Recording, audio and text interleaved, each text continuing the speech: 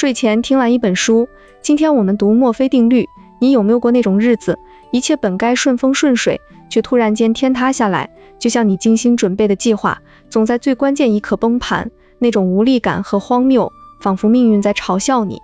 这本书不是一本简单的定律集，它像一面镜子，映照出生活中的那些不可预料的灾难，主题直击人心。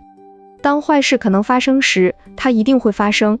它让我们直面人生的不确定性，探寻在混乱中如何寻找一丝秩序。说到墨菲定律的起源，我们得聊聊它的缔造者爱德华 ·A. 墨菲。他是一位美国空军工程师，生于1918年，早年投身航空领域，那是个充满风险的时代。二战刚结束，科技飞速发展，但每一次实验都像在刀尖上跳舞。1949年，在加州爱德华空军基地的一次高速火箭滑橇测试中，墨菲负责传感器安装。他的团队本以为万无一失，结果一个技师把导线接反了，整个实验数据全废。那一刻，墨菲脱口而出，如果有两种方式去做一件事，而其中一种会导致灾难，那么一定有人会选择那种方式。这句话像一颗种子迅速传播开来。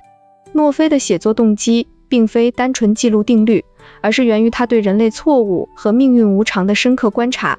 他一生经历过战争的残酷，工程的失败，这些让他看到生活不是精密的机器，而是充满漏洞的拼图。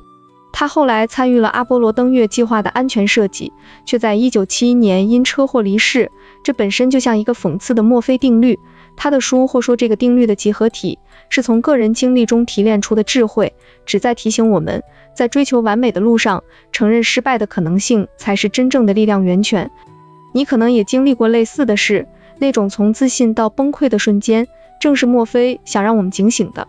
现在，让我们一起走进墨菲定律的世界吧。这本书不像传统小说那样有线性情节，但它通过一个个生动的例子和扩展定律，编织出一幅人生画卷，仿佛在讲述一个关于人类与命运博弈的宏大故事。我们从起源开始说起。你想象一下，1949年的加州沙漠，烈日灼烧着大地，火箭滑橇在轨道上蓄势待发，墨菲和他的团队穿着白大褂，汗水浸透衣衫，他们的目标是测试人类在高速下的生理极限。一切准备就绪，传感器安装完毕，大家松了口气。可就在发射的那一刻，数据全乱了套，导线接反了，实验失败，资金浪费，时间白费。这就是墨菲定律的起点，坏事如果能发生，它就会发生。书里扩展了这个定律，用生活化的例子层层展开。你有没有试过在雨天出门，偏偏忘了带伞？书中讲到一个上班族的早晨，他起床晚了，匆忙中抓起咖啡杯，却洒了一身。赶到地铁站，列车刚好关门，终于挤上下一班，却发现钱包落在家里。这不是巧合，而是定律在作祟。如果你担心某种情况发生，那么它就更有可能发生。作者用这些小事拉开更大的冲突，人与世界的对抗。故事复盘到中期，引入了更多转折，比如一个工程师设计桥梁，自信满满地计算了所有参数，却忽略了风的变幻莫测。结果大桥在风暴中摇晃崩塌，造成惨剧。这里冲突升级了，从个人小祸到集体灾难。墨菲提醒我们，人类的自大往往是灾难的导火索。再往前走，书中穿插了历史轶事，像是泰坦尼克号的沉没，号称永不沉没的巨轮，却在处女航中撞上冰山。设计师们考虑了所有可见风险，却没料到北冰洋的冰山会那么隐蔽。转折在这里显现，幸存者们在冰冷的海水中挣扎，有人获救，有人永沉海底。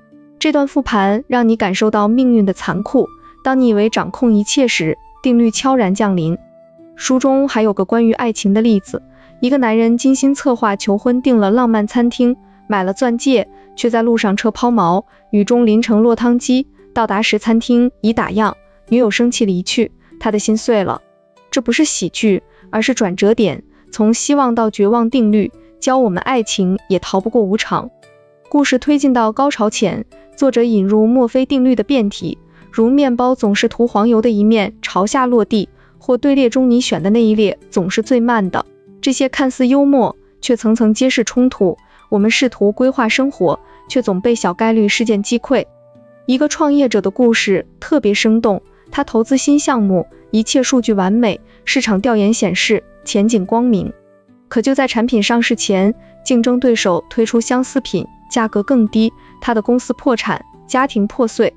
这里转折是深刻的，从雄心勃勃到一无所有，定律像无形的敌人，考验人性。你听着这些，是不是也回想起自己的人生？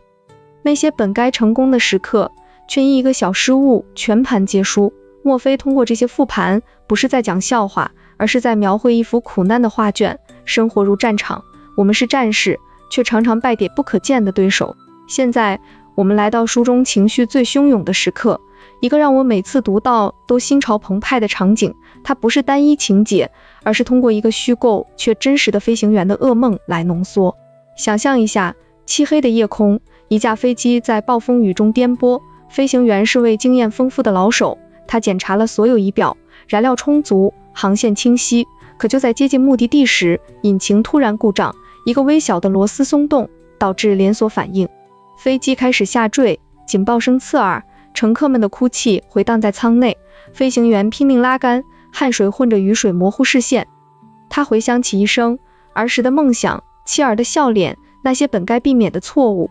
此刻绝望如潮水涌来，他喃喃自语，为什么偏偏是现在？飞机在最后一刻奇迹般迫降，但多人受伤，他自己断了腿。这个高潮不是简单的失败，而是命运的转折，从自信到崩溃，再到一丝领悟。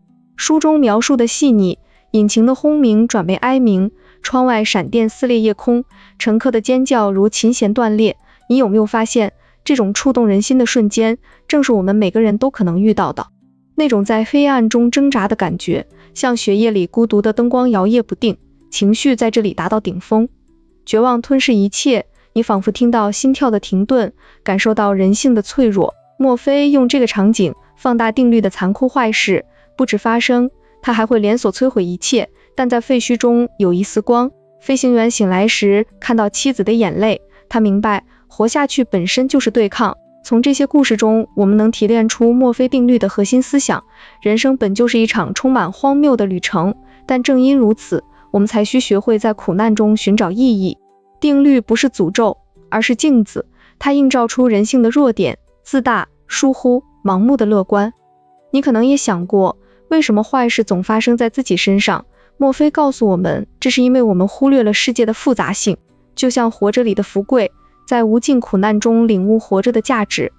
这里，定律升华为对命运的对抗，承认坏事的可能性，不是投降，而是准备好备用方案。哲理层层展开，首先是关于生与死的定律，提醒我们，死亡随时可能降临，不是宿命，而是概率游戏。一个金句是，如果坏事能发生，它就会发生，但如果你准备好了，它就只是个插曲。这让我们从绝望转向领悟。在医院的病床上，一个癌症患者本以为生命结束，却因一个意外的医疗突破痊愈。苦难如琴弦，绷紧到极致，才弹出最美的旋律。其次，人性与荒谬，我们总以为能掌控一切，却在小事上栽跟头。这像卡曼斯的荒谬哲学，生活无意义，但我们赋予它意义。通过爱与责任，我们对抗定律。一个父亲在经济崩溃时坚持工作养家，即使一切出错，他知道责任是锚，固定住飘摇的船，再升华到希望与活着的价值。定律虽残酷，却藏着希望，就像在血液中点亮一盏灯，温暖虽微弱，却能驱散黑暗。你有没有发现，那些经历过大祸的人，往往更坚强？墨菲的哲理是，准备最坏，争取最好。